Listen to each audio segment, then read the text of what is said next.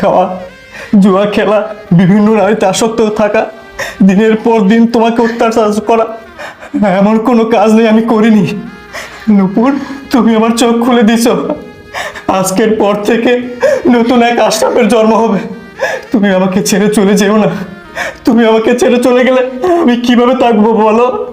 আমিও যে তোমাকে অনেক ভালোবাসি। আমি আজকের পর থেকে আর কখনো কোনো খারাপ কাজ করব না, যেন তুমি আমাকে বলতে পারো, ওই যে দেখো আমার স্বামী যাচ্ছে, তুমি গর্ব করে বলতে পারো।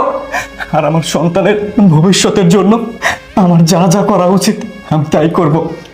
তুমি আমাকে শেষবারের মতো ক্ষমা করে দাও নূপুর। হ্যাঁ ভাবি, আপনি ভাইকে শেষবারের মতো ক্ষমা করে দেন। দেখো, আমি কখনো স্বপ্নেও ভাবিনি যে তোমাকে ছেড়ে আমি চলে যাব। আজকে আমি এই কথাগুলো বাধ্য হয়ে বলেছি। তুমি আমাকে মাফ করে দিও, শুধুমাত্র